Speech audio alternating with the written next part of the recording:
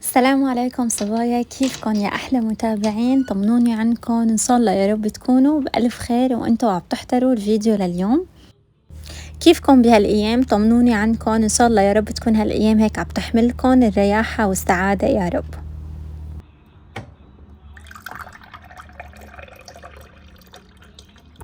ومع تغيير هالجو بنبدأ بقى هيك حتى مزاجنا بحس إنه بيتغير، فكل شوي عم بيكون عنا الجو شكل شوي هيك بنحس غيمت وعم بتمطر، شوي هيك بتطلع الشمس وبتأشرق.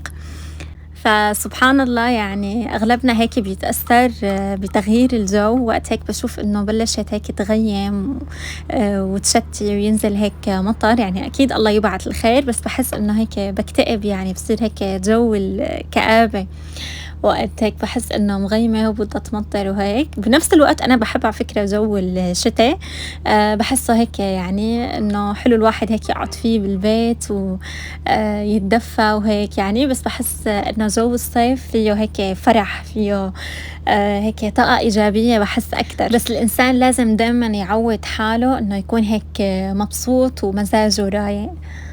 على الرغم من انه كان هيك الجو مغيم، قلت لحالي بدي اقوم واعمل قهوة واشربها لحتى هيك ابدا يومي بشي هيك يخليني اصحصح.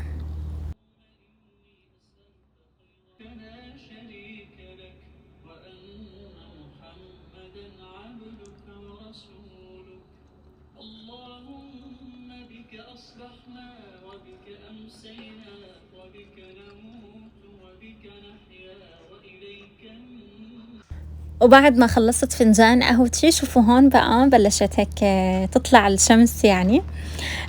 قلت لحالي بدي أقوم وأهوي هيك شوي غرفتي، أفتح الشباك أخلي هيك تتهوى وأظبط التخت. أي والله يعني بديت هيك بروتين الشغل بهذا اليوم، يعني بتعرفوا إنه البيت هيك والشغل اللي فيه الترتيبات ما بتخلص، فإن شاء الله يا رب هيك يكون هذا اليوم هيك يحملنا كل الشغلات الحلوة اللي بنتمناها. دايما أول ما ببدأ أنا شغل بالبيت بقول بسم الله والله يعطينا خير هذا اليوم ويكفينا شره يا رب. وبهذا اليوم يعني ما كان الحمد لله عندي شغل وتنظيف في البيت، لأنه كنت قبل بيوم هيك مشتغلة وعملة تنظيفة للبيت، وخصوصي أنا بنهاية الأسبوع بتعرفوا إنه هون العطلة بتركيا بتكون سبت وأحد، فبحاول أخلص شغلي بالتنظيف وهيك الخميس والجمعة. وعلى فكرة أحيانا أنا يوم الجمعة يعني ما بحب كتير إنه هيك أنظف وأشتغل فيه، يعني إنه يوم فضيل، يعني الواحد لازم هيك يستغله بالقرآن، قراءة سورة الكهف وهيك والأدعية، إنه حرام واحد يروح هيك يوم فضيل بالشغل بالبيت، بس أحيانا نضطر لأنه بيكون السبت والأحد عطلة، يعني إنه يومين ورا بعض ما كتير إنه بحسن أشتغل فيه بالبيت عشان ما يتراكم علي الشغل، فبقسم شغلي الخميس وشوية شغل بيكون يوم الجمعة. فهذا الروتين اللي عم بصور لكم إياه كان يوم الجمعة. مثل ما قلت لكم قبل بيوم عملت هيك تنظيف للبيت وقمت واشتغلت، وعن جد كتير خلصت أمور علي بالبيت. بصراحة صبايا أنا بحس إنه أحيانا الواحد هيك بتجي طاقة إنه يقوم وينظف يخلص كل شي عليه، وأحيانا بتعدي علينا هيك أوقات ما بنعرف إيش بدنا نعمل، حتى إنه بروح يومنا ونقول بآخر اليوم إنه راح بدون ما نعمل هيك، راح بدون ما نساوي هيك، كنا هيك مخططين نعمل، كنا هيك مخططين نساوي. مثلا قبل بيوم كان براسي انه كذا شغلة اعملها وعملتهم، عملت شغلات كتير تانية ما كان ببالي انه اعملها، هو لانه الصراحة بيكون هيك انه عقلنا وجسمنا مهيئينه لنخلص شي معين، او لانه حاطين ببالنا انه نعمل اي شي كنا بدنا نعمله. أحيانًا بنحس إنه هيك بتتعثر كتير أمور معنا خلال اليوم، لإنه نحن ما بنكون هيك عم نشتغل لإنه لازم نشتغل، ما عم نكون عم نشتغل وإنه هيك إنه جاي على بالنا إنه نشتغل، بس إنه لازم في أمور مترتبة علينا بدنا نعملها ونخلص منها، فلهيك أحيانًا لمّا بنقول هيك لحالنا بتتعثر كتير أمور معنا. واليوم أنا يعني قلت لحالي بس أشرب فنجان القهوة فورًا بدي أقوم وأطوي غسيل. هلأ أنا شاركتكم جزء هيك صغير من طوي الغسيل، إذا بدي أشارككم كل طوي الغسيل اللي كان عندي بدي كل الفيديو يعني. تقريبًا ضليت شي تلت ساعة وأنا عم باطوي الغسيلات، يعني لمّا بيكون واحد قبلي بيوم عامل حوسة وتنضيفة للبيت، تاني يوم بنحس هيك بيطلع علينا لَم كتير قد الشغل اللي اشتغلناه قبل بيوم. يعني مثلًا إذا بتاخد تنظيف البيت معنا 3 أو 4 ساعات، ترتيب تاني يوم اللي بيطلع من هيك الغسيل اللي غسلناه قبل بيوم والترتيبات وشفتوا إنه بعد ما نطويه بدنا نرتبه بمكانه، بياخد قد وقت الحوسة اللي عملناها قبل بيوم.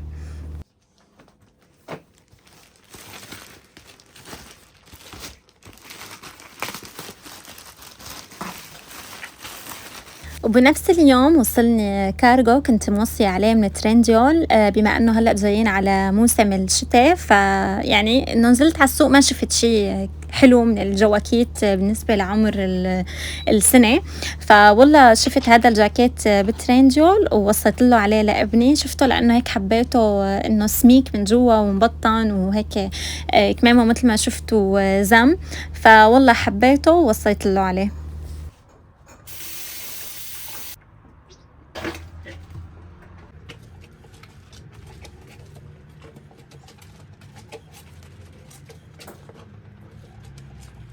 بعدين طلعت هيك كان عندي شوية جوليات وفطرنا وفطرت ابني وشفت وشربت الصبح قهوة، فإجباري يعني طلع هيك شوية جوليات، فقلت بدي أجليهم قبل ما أبدأ بهيك بتجهيز لأكلة اليوم. يعني بحب وقت بدي أشتغل أي أكلة إنه أجلي الشغلات الموجودة بالمجلى، يعني مثلا إذا كان عندي كتير جولي بحطه بالجلاي، إذا في كم هيك شغلة بقول لحالي إنه بجليهم مشان هيك ما يتراكم، وإذا مثلا كنت عم بجهز شي مثلا مثل فروج أو شي ما يتنزع الجلي ويكون بده مثلا جلي أكتر من مرة لحتى ينضف، فإنه هدول كاسات مي وهيك شغلات يعني. وصحن كان حطيت له فطور لابني، فما في شي إنه هيك زفر إنه بده كتير جلي أو تنظيف، لهيك قلت بخلصن وبجلي هدول الجليات وبعدين بجهز لأكلة اليوم.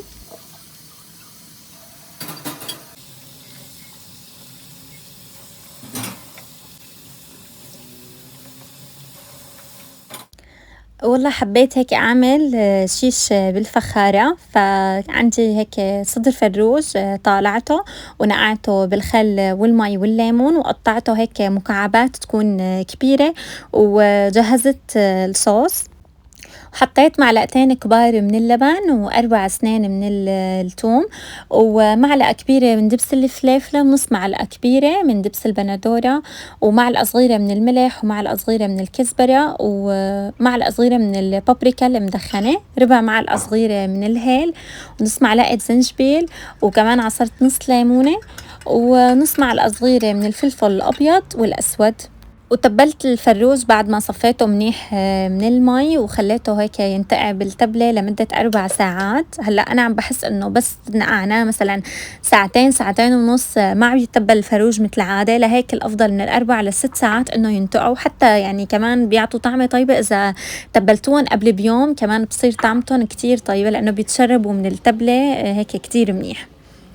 هلأ أنا بدي أعمل شيش بالفخار مع صوص البشاميل، لهيك يعني أنتم فيكم تعملوها شيش عادي تقلوه على الطوعي، وفيكم تعملوه بالطريقة اللي أنا عم بعملها.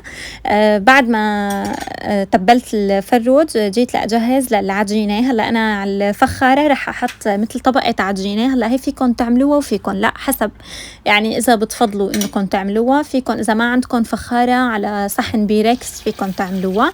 حطيت كاسة من الطحين مع معلقة صغيرة من الملح ومعلقة كبيرة من الزيت، وعلى طرف حطيت صحن فيه نص كاسة من المي الفاترة، معلقة سكر ومعلقة خميرة، بتركها لحتى تتفاعل، وبس تفاعلت بعد تقريبا أخذت 10 دقايق عجنت العجينة وبتركها هيك ترتاح لمدة نص ساعة بمكان دافي.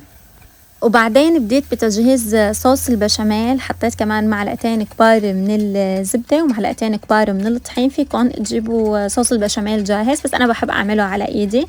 حمصت الطحين مع الزبدة، بعدين وقت شفت الطحين تحمص ضفت الحليب حسب السماكة اللي انتو بدكن إياها يعني.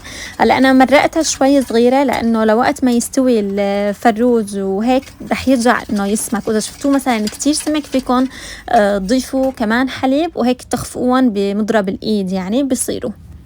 وهون بعد ما تبل الفروج لمدة 4 ساعات حطيت شوية سمنة مع زيت نباتي على الطواي، وبديت هيك انه ضفت الفروج شوي شوي. انا ما بضيف كل الكمية مع بعضها يعني، واصلا ما بيسع بالطواي مشان ما يبرد الزيت اللي عم نحط فيه الفروج او السمنة. وبتركهم على اول وش لمدة 3 دقايق على نار كتير يعني اعلى شي، ما بصير النار تكون واطية او وسط. وبحط عليهم المكبس، وعلى الوش التاني لما بقلبهم بوطي شوي النار لأنه خلص بيكونوا يعني أخدوا تقريبا 3/4 استواء، ضل الطبقة التانية الطرف التاني يعني إنه تستوي.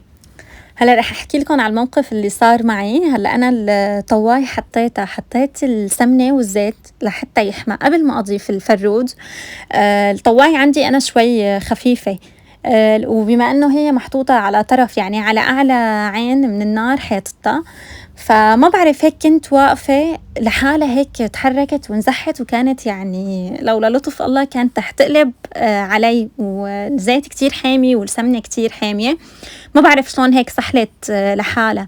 انه انا غريب، يمكن هي لانه الطواي خفيفة ما بعرف شلون، مع انه ما حدا دقرة ولا دقرتها ولا ابدا. فالحمد لله انه قدرت لحقتها يعني، نزل من السمنة والزيت على الفرن لتحت.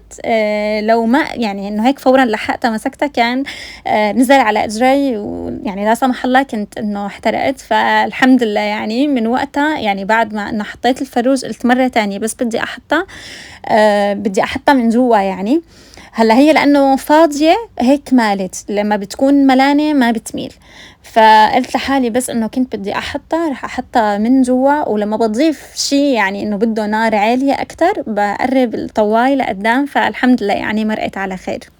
هلأ بقى بدي أخبركم كمالة طريقتها. بعد ما خلصت قلي الفروج على الطواي قليته كلياته، حطيت طبقة الفروج، بعدين حطيت فطر وحطيت جبنة أشقوان، وبالأخير ضفت البشاميل. هلأ في شغلة أنا وقتها هيك بعد ما صار هذا الموقف فكتير هيك تضايقت وانزعجت، خربطت بدل ما أحط البشاميل بعدين الجبنة الأشقوان حطيت البشاميل بعد الجبنة الأشقوان. فأنتوا لما بدك تعملوها اعملوها بعد. وبعدين مديت العجينة هيك وحطيتها فوق الفخارة مثل ما شفتوا، ودهنت وشها بصفار بيض محطوط له شوية نسكافيه مشان الزنخة وشوية حليب، ورشيت حبة بركة وسمسم، وأخذت معي بالفرن لمدة 10 دقايق لوقت ما استوت يعني العجينة. هو الشيش يعني مستوي وخالص. اي والله، بس انه يعني اخذت 10 دقايق لوقت بس ما تستوي العجينة اللي حطيتها على الفخارة. وهلا لما شلت شو اسمها العجينة انا شفت انه ليش الجبنة ما كتير شطت، يعني تذكرت انه انا على العبطة حطيت الجبنة وبعدين حطيت صوص البشاميل. هلا هي شطت بس لما بتحطوا صوص البشاميل بعدين الجبنة بتشط اكتر، وحبيتها يعني. طيبة، انتوا اذا جربتوها كتبوا لي رأيكم فيها بالتعليقات، واذا انتوا حبيتوا انكم تعملوها. انا من زمان عملتها برمضان وكان جاييني ضيوف، فتبلت الفروج قبل بيوم كمان يعني انه بصير اسهل يعني ما بياخد معكم وقت خلال انه اليوم. انا بحب اتبل الفروج قبل بيوم مشان اذا واحد كان هيك عنده شغل ما يلتكع بتتبيل وتنظيف وتقطيع الفروج، فهيك فورا نحس انه بصير. بس صار بنفس اليوم وكان عنا شغل بالبيت نحس انه اخذت معنا وقت لتصير يعني. فهي شكلها حلو يعني وطعمتها هيك طيبة. إذا جربتوها ما تنسوا تعطوني رأيكم بالتعليقات.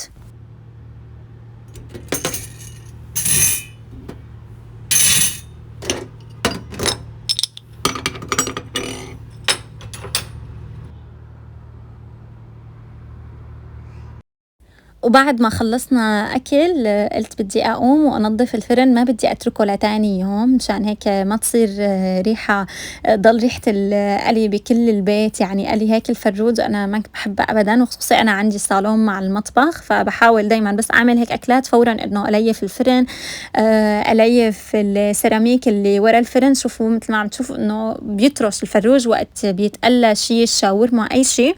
هلّأ هو طيب بس بنفس الوقت يعني بده هيك تنضيفة متل عادة وراه لإنه كتير بيطرّش يعني. فأحيانًا هيك باقول لحالي إنه أنا على السيراميك بدي أحط جرايد ألزق مشان فورًا يعني إنه ما ياخُد وقت بالتنضيف وهيك. وأحيانًا الواحد بيكون هيك مستعجل ومشغول ما بقى بيلحق، فبيقول بعد ما أخلّص خلص يعني إنه هيك بدي أنضّف وأعمل تنضيفة، فما راح يأثّر شغل السيراميك بقى اللي ورا الفرن. وأنا باحاول هيك ألحّق هدول التنظيفات أول يوم مشان ما يعلق الزفرة عليهن وأتعذّب تاني يوم.